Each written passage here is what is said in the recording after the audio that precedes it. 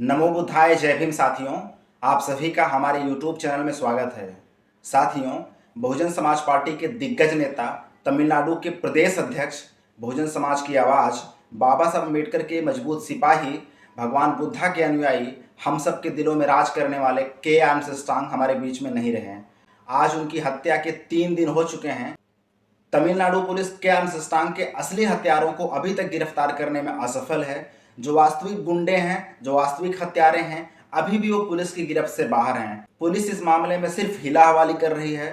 तमिलनाडु सरकार इस हत्याकांड को लेकर के रत्ती भर गंभीर नजर नहीं आ रही है। ऐसे में बड़ा सवाल है कि क्या हम सभी लोग के आर्मस्ट्रांग को इंसाफ दिला पाएंगे? क्या डीएमके सरकार के आर्मस्ट्रांग को इंसाफ देने के लिए तैयार है? अगर 3 दिन बीत जाने के बावजूद भी असली दोषी गिरफ्तार नहीं होते हैं तो लिहाजा सवाल बनता है कि आखिर तमिलनाडु पुलिस उन दोषियों को, उन हत्यारों को कौन सा संरक्षण देना चाह रही है? तमिलनाडु सरकार इस मामले को लेकर के इतनी चुप्पी क्यों बरती हुई है? अगर 3 दिन बीत जाने के बावजूद भी तमिलनाडु सरकार इस मामले को लेकर के गंभीर नहीं है, इस हत्याकांड को लेकर के गंभीर नहीं है, और तमिलनाडु सरकार अगर सच में असली दोषियों को गिरफ्तार नहीं करना चाहती है, या तमिलनाडु सरकार इन दोषियों को गिरफ्तार करने में पूरी तरह से फेल है, तो इससे साबित होता है कि तमिलनाडु में कानून व्यवस्था बिल्कुल भी नहीं है। तमिलनाडु में कानून व्यवस्था पूरी तरह से डीरेल हो चुकी है और ज़रूरत है कि तमिलनाडु सरकार जल्द से जल्द जो है इस मामले को गंभीरता से ले, या फिर इस मामले को जल्द से जल्द जो है सीबीआई को सौंप दिया जाए। क्योंकि अगर तमिलनाडु सरकार पीड़ित परिवार को इंसाफ नहीं दे सकती है, अगर तमिलनाडु सरकार तमिलनाडु के दलितों में विश्वास नहीं जगा सकती है, तो ऐसे में बड़ा सवाल है कि क्या सच में तमिलनाडु सरकार देश भर के दलितों का विश्वास खो चुकी है? अगर तमिलनाडु सरकार देश भर के दलितों का विश्वास खो चुकी है, अगर तमिलनाडु सरकार के आर्मस्ट्रांग के परिवार का विश्वास खो चुकी है, अगर तमिलनाडु सरकार बसपा कैडर तमिलनाडु का विश्वास खो चुकी है, तो फिर तमिलनाडु सरकार को इस मामले को सीबीआई को सौंपने में आखिर दिक्कत क्या है?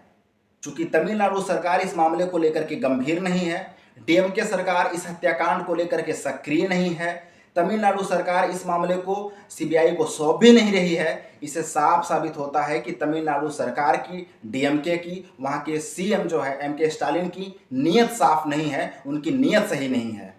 के आर्मस्ट्रांग की हत्या के मामले में अब तक 11 लोगों की गिरफ्तारी हुई है। उन 11 लोगों में एक व्यक्ति आर्केड सुरेश का भाई भी है। आर्केड सुरेश एक हिस्ट्री सीटर है जिसकी पिछले साल हत्या हो गई थी। तमिलनाडु पुलिस का कहना है कि जो के आर्मस्ट्रांग की हत्या हुई है वो आर्केड सुरेश की हत्या के रिटेलिएशन में की गई है, जबकि सच्चाई ये है कि आर्केड सुरेश के हत्याकांड में के आर्मस्ट्रांग का नाम तक नहीं है। कुल मिलाकर के मतलब साफ है कि तमिलनाडु पुलिस पूरी तरह से इस मामले में लीपापोती कर रही है। तमिलनाडु पुलिस पूरी तरह से इस मामले में हीला हवाली कर रही है। इसलिए माननीय बहन जी जब कल जाती हैं तमिलनाडु, तो चेन्नई जाकर के माननीय बहन जी ने तमिलनाडु सरकार पर करारा हमला किया। बहन जी ने दहाड़ते हुए कहा कि तमिलनाडु सरकार इस मामले को लेकर के रत्ती भर गंभीर नहीं है और तमिलनाडु में पूरी तरह से कानून व्यवस्था ठप हो चुकी है। दलितों का जीना हराम है। वीकर सेक्शंस के लोग अपने आप को असुरक्षित महसूस करते हैं। अगर तमिलनाडु पुलिस, अगर तमिलनाडु सरकार इस मामले को लेकर के गंभीर नहीं है, अगर तमिलनाडु पुलिस इस मामले में पीड़ित परिवार को इंसाफ नहीं दिला सकती है, हमारी पार्टी के एक मजबूत नेता को इंसाफ नहीं दिला सकती है, बाबा साहब अम्बेडकर के एक सिपाही को इंसाफ नहीं दिला सकती है, भगवान बुद्धा के अनुयायी को इंसाफ नहीं दिला सकती है, दलितों, शोषितों, वंचितों, बहुजनों की आवाज़ को इंसाफ नहीं दिला सकती है, तो तमिलनाडु सरकार इस मामले को जल्द से जल्द सीबीआई को सौंप दे। बहन जी द्वारा डीएमके सरकार पर करारा हमला किए जाने के बाद तमिलनाडु सरकार थोड़ी सी हरकत में आई है। वर्तमान में जो चेन्नई के कमिश्नर थे संदीप राय राठौड़, उनको ट्रांसफ़र कर दिया है। वर्तमान में चेन्नई में नए कमिश्नर बनाए गए हैं जिनका नाम है ए वरुण। हम उम्मीद करते हैं कि ए अरुण इस मामले को गंभीरता से लेंगे और इस मामले में त्वरित कार्रवाई करते हुए जो हत्यारे हैं, जो वास्तविक हत्यारे हैं, उनको गिरफ्तार करेंगे और पीड़ित परिवार को इंसाफ दिलाने की कोशिश करेंगे। लेकिन चूंकि अभी तक जो पुलिस का बर्ताव रहा है, अभी तक जो पुलिस का रवैया रहा है, अभी तक जो सरकार का रवैया रहा है, इससे एक चीज़ साफ होती है कि सरकार इस मामले को लेकर के गंभीर नहीं है। अतः मैं इस देश भर के दलितों को, देश भर के शेड्यूल कास्ट समुदाय के लोगों को, देश भर के अम्बेडकरवादियों को और देश भर के समता पसंद लोगों से उम्मीद करता हूं कि वो लोग न्याय की लड़ाई को जारी रखेंगे। आर्मस्ट्रांग को इंसाफ दिलाने के लिए सोशल मीडिया पर मजबूती से आवाज़ उठाते रहेंगे, सोशल मीडिया पर मजबूती से आवाज़ बुलंद करते रहेंगे, चूँकि आर्मस्ट्रांग हम सब के दिलों पर राज करते करते थे। आज आर्म्स स्ट्रांग की हत्या के बाद पूरे देश भर के दलितों की आंखों में आंसू है, लेकिन सरकार जो है हमारी आंसू को नहीं समझ पा रही है, हमारी भावना को नहीं समझ पा रही है, हमारे इमोशंस को नहीं समझ पा रही है। और सरकार चूंकि दलितों के प्रति पूरी तरह से भेदभाव कर रही है, दलितों के प्रति उसका रवैया जो है पूरी तरह से जातिवाद पर आधारित है, इसलिए हम चाहेंगे कि डीएमके सरकार को एक्सपोज करते रहें, द्रविडियन मॉडल को एक्सपोज करते रहें और सरकार पर इतना दबाव बनाएं कि सरकार इस मामले को बहुत ही गंभीरता से ले, जो असली हत्यारे हैं, जो वास्तविक दोषी हैं, उनको गिरफ्तार करे और उन दोषियों को जल्द से जल्द फांसी की सजा दी जाए, जिससे हम सब में एक उम्मीद जगे कि हाँ, अगर कोई जातिगत हमला करेगा, कोई अगर किसी वीकर सेक्शंस पे हमला करेगा, कोई एक शेड्यूल कास्ट समुदाय की मजबूत आवाज पर हमला करेगा, कोई शोषित वंचित समाज के आवाज को उठा रहे नेताओं पर हमला करेगा, तो वो बख्शा नहीं जाएगा। उन्हें उसके किए की सजा जरूर मिलेगी। अगर वो इस तरह से हत्या करेंगे, इस तरह से सरेआम हत्या करेंगे, इस तरह से नृशंस हत्या करेंगे, तो उनकी सजा सिर्फ एक है, वो है फांसी।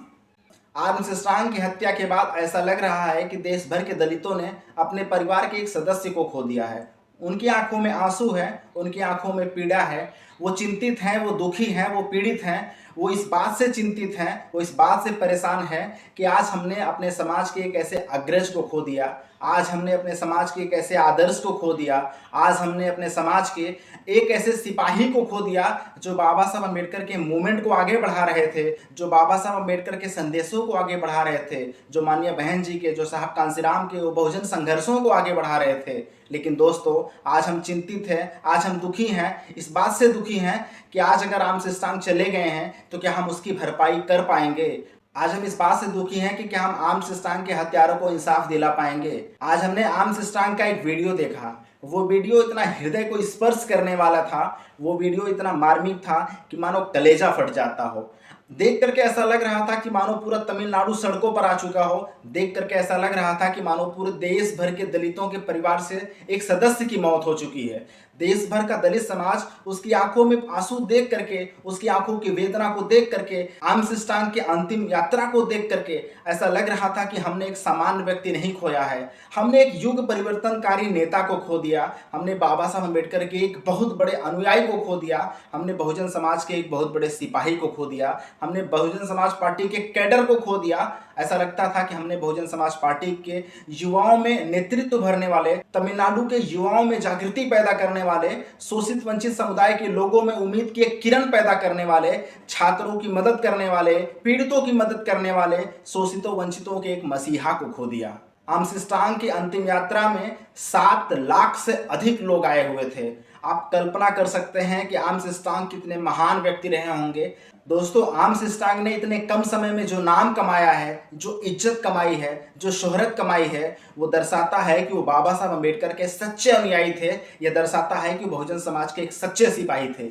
बाबा साहब अम्बेडकर कहते थे कि जीवन लंबा नहीं, महान होना चाहिए। बाबा साहब अम्बेडकर के इस कथन को पूरी तरह से आत्मसात करते हुए आज के आर्म्स स्ट्रांग ने यह दिखा दिया कि जीवन लंबा नहीं, महान होना चाहिए। वो महानता कि उनके मरने पर लाखों लोग सड़क पर आ जाएं, वो महानता कि जिनके मरने पर करोड़ों युवाओं की आंखों में आंसू आ जाए, वो महानता कि जिनके मरने पर करोड़ों माओं की आंखों में आंसू आ जाए, वो महानता कि जिनके मरने पर करोड़ों बुजुर्गों की आंखों में आंसू आ जाए।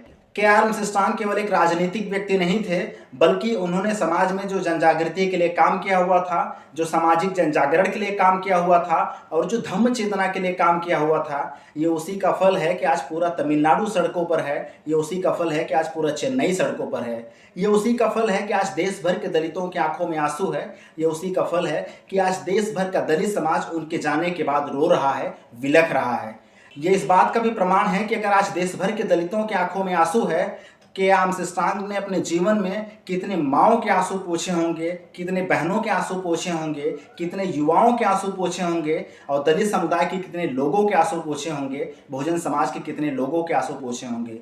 कि आर्म्स स्ट्रांग का पूरा जीवन दलित वंचित समुदाय के लिए समर्पित रहा। जहां कहीं भी जातिगत अत्याचार होता था, कि आर्म्स स्ट्रांग सीना तान के वहां खड़े हो जाते थे और पीड़ित परिवार को इंसाफ दिलाने का काम करते थे, उनके लिए उम्मीद बनने का काम करते थे।